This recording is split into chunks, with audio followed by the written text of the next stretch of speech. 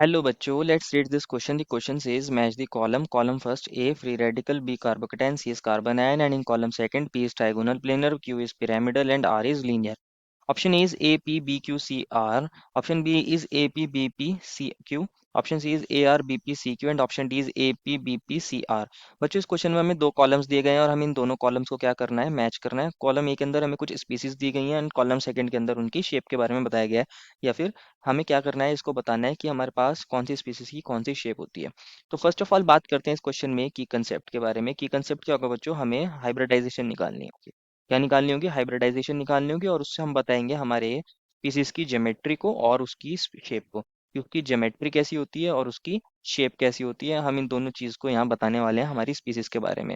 और हम हाइब्रिडाइजेशन किसकी हेल्प से निकाल सकते हैं? स्टेरिक नंबर रूल की हेल्प से निकाल सकते हैं। स्टेरिक नंबर रूल क्या कहता है कि अगर हमारे पास total sigma bond and lone pair या हमारे पास इलेक्ट्रॉन पेयर मिला के कितने हो जाए बच्चों, हमारे पास सिग्मा बॉन्ड्स और लोन पेयर मिला के कितना हो जाए, हमारे पास 4 हो जाए, तो हाइब्रिडाइजेशन होती है sp3। और अगर इसकी वैल्यू होगी 3 तो हाइब्रिडाइजेशन हो जाएगी sp2। और अगर इसकी वैल्यू होगी 2 तो हाइब्रिडाइजेशन हो जाएगी sp। यहाँ बच्चों हम पाई बॉन्ड्स को काउंट नहीं करते, पाई बॉन्ड्स को यहाँ पे हम काउंट नहीं करते हैं इस रूल के अंदर। अगर हमारे पास sp3 हाइब्रिडाइजेशन होगी तो हमारी ज्योमेट्री कैसी होगी? टेट्राहेड्रल। कैसी ज्योमेट्री होगी? टेट्राहेड्रल। और अगर हमारे पास हाइब्रिडाइजेशन हमारी sp2 होगी तो हमारे पास ज्योमेट्री होती है ट्राइगोनल प्लेनर। कैसी ज्योमेट्री होती है? Trigonal planar. और अगर हमारे पास हाइब्रिडाइजेशन sp हो जाए किसी सेंट्रल एटम की तो उसकी ज्योमेट्री कैसी हो जाएगी? लीनियर हो जाएगी। कैसी हो जाएगी? लीनियर हो जाएगी। तो वन बाय वन सारी स्पीसीज को देखते हैं। फर्स्ट स्पीसीज हमें बोली गई है फ्री रेडिकल। फ्री रेडिकल, तो कार्बन फ्री रेडिकल की बात चल रही है यहाँ पे। तो मैं इसको ऐसे लिख सकता हूँ कि ये सी है और ये किसी तीन ग्रुप से अटैच है, R1 R2 और R3 से अटैच है। और एक इलेक्ट्रॉन इसके पास ये अपना है, ये वाला अपना है, ये अपना है एंड ये अपना है। इसके 4 इलेक्ट्रॉन्स अपने हैं एंड 3 इलेक्ट्रॉन्स इसने क्या कर रखे हैं, यहाँ शेयरिंग के साथ बॉन्ड बना रखे हैं, कोवेलेंट बॉन्ड बना रखे हैं। तो टोटल इसके पास 7 इलेक्ट्रॉन्स है। कितने इलेक्ट्रॉन है? 7 इलेक्ट्रॉन है। और तीन इसके पास बॉन्ड पेयर है। R1 और सी के बीच में बॉन्ड है, R2 और सी के बीच में बॉन्ड है, R3 और सी के बीच में बॉन्ड है। अगर मैं यहाँ स्टेरिक नंबर रूल लगाऊं और यहाँ हाइब्रिडाइजेशन निकालना चाहूंगा तो हमारे पास सिग्मा बॉन्ड्स कितने हैं? 3। और लोन पेयर है नहीं, सिंगल इलेक्ट्रॉन को काउंट करते नहीं। अगर यहाँ दो इलेक्ट्रॉन होते तो काउंट करते, क्योंकि तब जाके वो लोन पेयर बनता। हमें पेयर्स की फॉर्म में लेना होता है। तो हमारे पास स्टेरिक नंबर आएगा 3, हाइब्रिडाइजेशन हो जाएगी sp2। अगर हाइब्रिडाइजेशन sp2 हो जाएगी तो ज्योमेट्री क्या हो जाएगी हमारे पास? Trigonal planar. तो एक्चुअल में कैसा होगा ये? एक्चुअल में ये ऐसा होगा, हमारे पास सी यहाँ होगा, एक R1 यहाँ होगा, एक R2 यहाँ होगा और एक R3 यहाँ होगा। और ये हमारे पास तीनों एक ही प्लेन के अंदर होंगे। कैसे होंगे? तीनों एक ही प्लेन के अंदर होंगे। इसी शेप को हम बोलते हैं ट्राइगोनल प्लेनर। क्या बोलते हैं? ट्राइगोनल प्लेनर शेप भी बोलते हैं।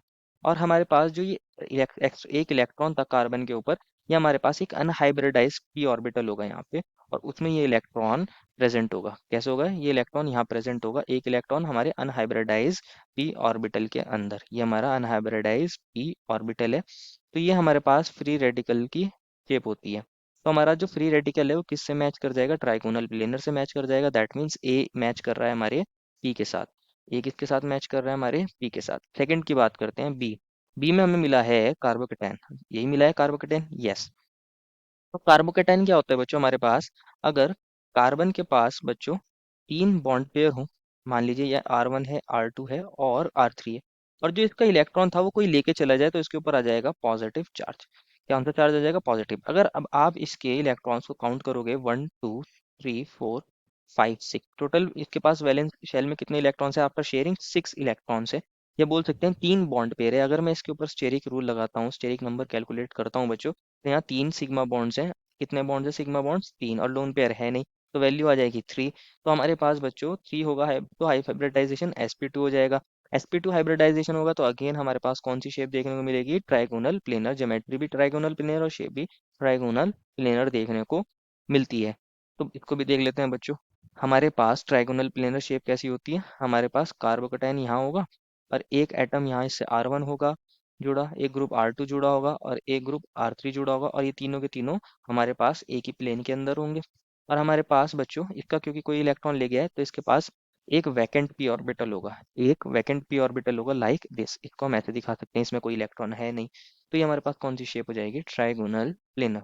Trigonal planar. तो अब बात करते हैं थर्ड की। थर्ड में बच्चों हमें मिला है कौन? Carbon ion. कार्बन आयन मतलब कि कार्बन ने एक इलेक्ट्रॉन गेन किया है।